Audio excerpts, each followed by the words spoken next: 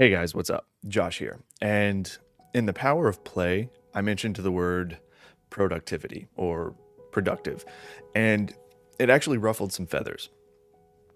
Productivity came up again in my last video too, and as an anti-hustle artist, this might seem a little bit contradictory, but let me explain. So in the world of productivity, there's a lot of talk about working smarter, not harder.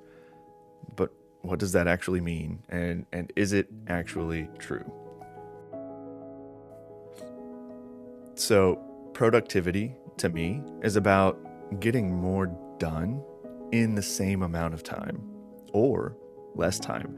So it's more about leverage. It's about leveraging my time so I can spend more of my time with my wife and my kids, more time playing tabletop RPGs because I'm a nerd, and more time learning about the things I love, like art.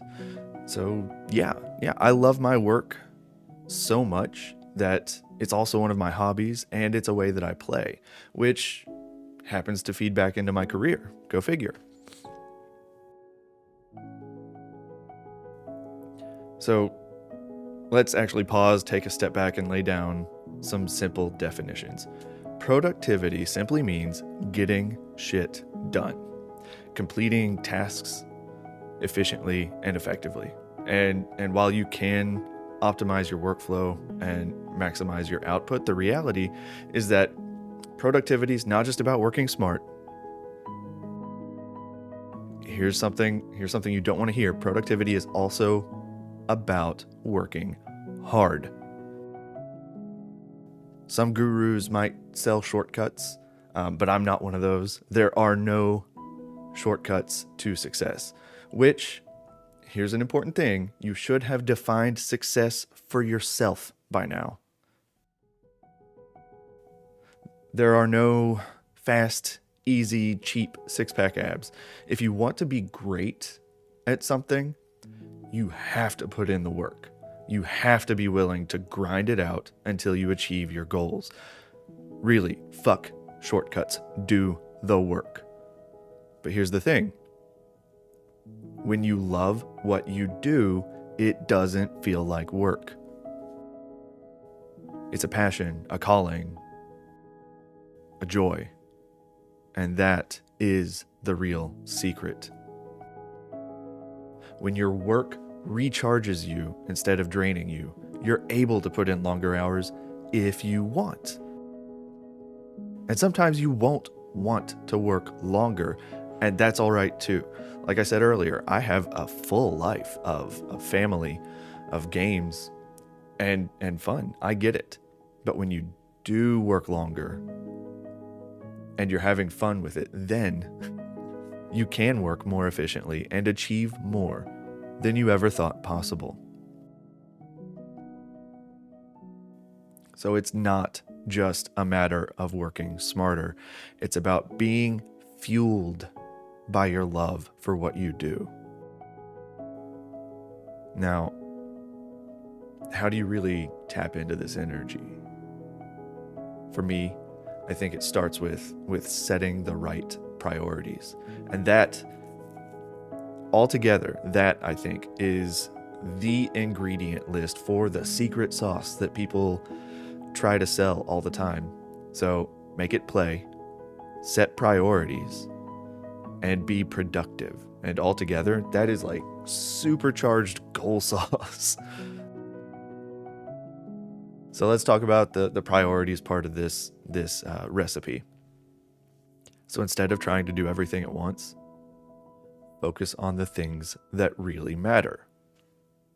And this is why you have to define your own success. So what's your big goal? What's one thing that you love to do? What's one thing that you can do today that'll move you closer to that big goal or those things that you love to do? Once you figure that out, you can break your work down into smaller and more manageable chunks and tasks, and then stay focused, motivated, and productive. I like the way James Clear defined this. So he said, if you want an amazing life, think in 2 blocks of time. So think on the 10-year horizon and think of the next hour. If you can think of something that you can do in 1 hour that moves you closer to where you want to be in 10 years, and then you repeat that day after day after day, you'll be absolutely astonished by what you can accomplish over time.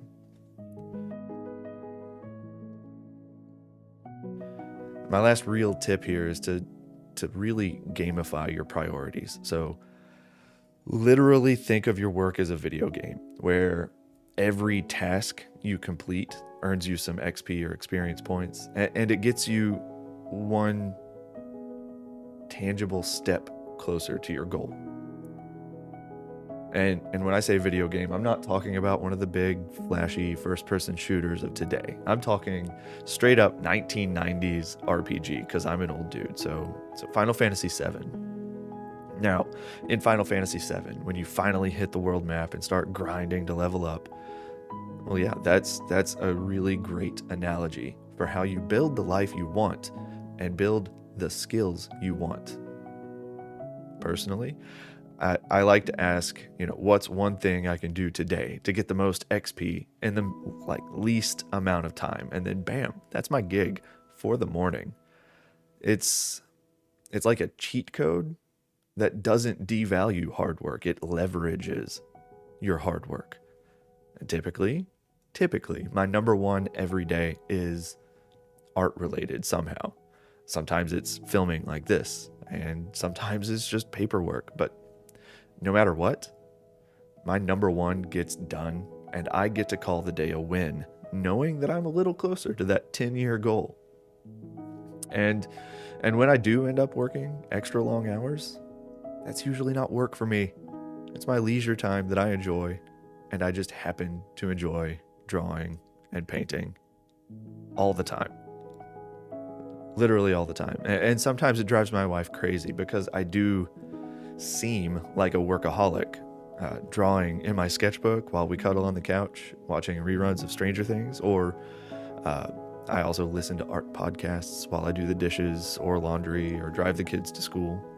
And sometimes I sneak off to paint on the weekends because this is a game to me, and I love this game so much. I love being immersed in a hobby and a career that I'm fortunate that energizes me. So I'm not sorry for saying it. I'm not sorry for touting productivity, and I'm not sorry for telling you that you're going to have to put in the work.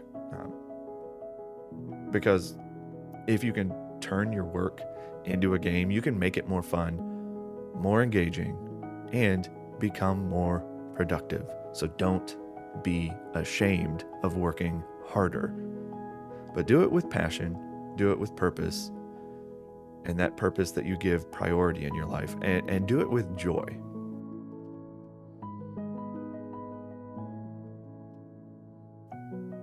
Because when you love what you do, you're not hustling. There's no hustle, but there's also no limit to what you can achieve.